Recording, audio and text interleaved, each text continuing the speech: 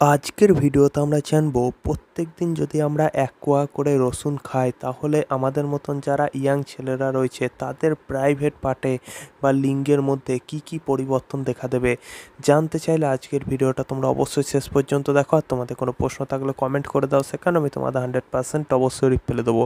তো দেখো বন্ধুরা, রসুনের এমনিতে অনেক উপকারিতা রয়েছে, ঠিক আছে, কিন্তু সেগুলো বলতে যাবো না, ভিডিও লম্বা হয়ে যাবে। জাস্ট আমরা এটুকুই জানবো যে রসুন খেলে আমাদের লিঙ্গের মধ্যে বা আমাদের প্রাইভেট পার্টের মধ্যে কি কি উপকারিতা আসতে পারে। তো দেখো বন্ধুরা, সবার প্রথম হচ্ছে যে পুরুষ হরমোন বাড়াতে সাহায্য করে, ঠিক আছে। পুরুষ হরমোন মানে কি? টেস্টোস্টেরন হরমোন বাড়াতে সাহায্য করে। প্রত্যেকদিন যদি আমরা সকালবেলায় খালি পেটে 1 কোয়া করে রসুন খাই তাহলে আমাদের টেস্টোস্টেরন হরমোন বেড়ে যাবে। এবার এই টেস্টোস্টেরন হরমোনের কাজ কি? এই টেস্টোস্টেরন হরমোনের কাজ হচ্ছে আমাদের শরীরের মধ্যে যে শারীরিক সম্পর্ক করার যে ইচ্ছা সেটা জাগিয়ে তোলা, আমাদের শরীরকে শক্ত করে তোলা, সুঠম করে তোলা, আমাদের বডি ভালো করে তোলা, ঠিক আছে, সিক্স প্যাক বানানো। যাদের শরীরের মধ্যে টেস্টোস্টেরন হরমোনের পরিমাণ কম আছে তাদেরকে দেখতে খুব দুর্বল লাগবে, অথবা তাদেরকে দেখতে খুব মোটা লাগবে, ঠিক আছে, তাদের পেটের মধ্যে প্রচুর চর্বি জমে থাকবে।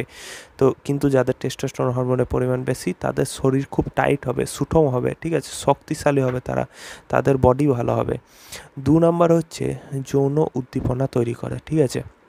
কিছু কিছু মানুষ আছে যারা যাদের শরীর ঠিক আছে, ঠিক আছে, কোনো রকম রোগ নেই, কিচ্ছু নেই, তবু তাদের শারীরিক সম্পর্ক করতে ইচ্ছা হয় না, ঠিক আছে, তাদের ওসব খারাপ চিন্তাভাবনা মাথার মধ্যে আসে না।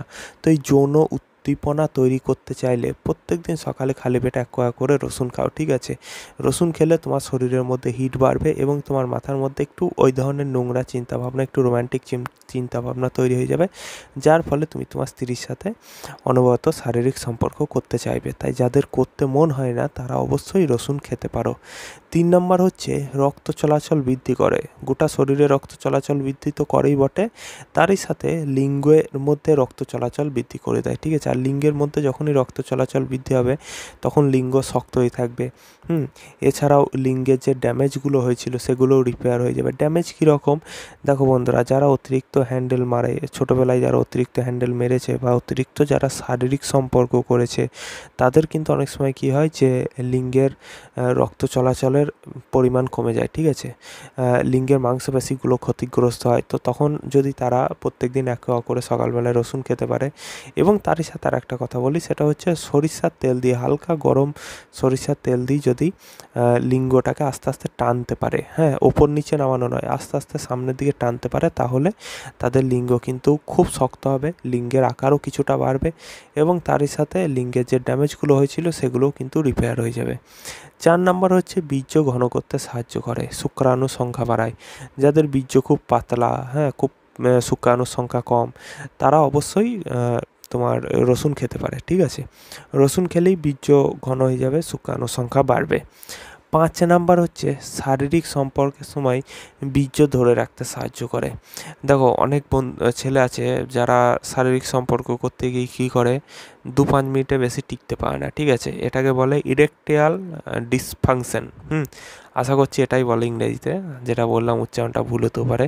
তো যাই হোক, যারা শারীরিক সম্পর্ক করতে গিয়ে দ্রুত বীর্যপাত করে ফেলে, ঠিক আছে, বীর্য বেশিক্ষণ ধরে রাখতে পারে না, তারা যদি প্রত্যেকদিন 1 কোয়া করে রসুন খায় তাহলে তাদের কিন্তু খুব ভালো ফল দেবে, ঠিক আছে।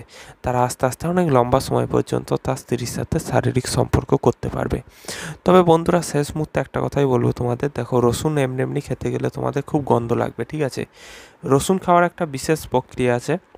হয় রসুন তোমরা আচার বানিয়ে খাও, রসুনের আচার হয়, রসুন আচার বানিয়ে খাও, অনলাইনে দেখে নাও, বাড়িতে বানিয়ে নাও, অথবা রসুনের আচার কিনেও খেতে পারো।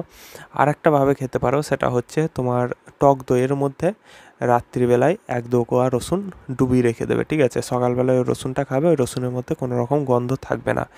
তো যাদের অতিরিক্ত গন্ধ লাগছে, খেতে পারছো না, তারা যেটা বললাম যে হয় রসুনের আচার বানিয়ে খাও, অথবা রসুনটাকে তোমার ওই যে দইয়ের মধ্যে, টক দইয়ের মধ্যে ডুবিয়ে রাখো 1-2 কোয়া রসুন, তারপরে সেটাকে তারপরের দিন সকালবেলায় খেয়ে নাও, কোনো রকম গন্ধ থাকবে না। তো বন্ধুরা, আজকের মতন এটুকুই। ভিডিওটা তোমাদের কেমন লাগলো অবশ্যই কমেন্ট করে জানাও। ভালো লেগে থাকলে চ্যানেলটিকে সাবস্ক্রাইব করে বেল আইকনটা অন করতে হবে। দেখা হবে পরের ভিডিওতে।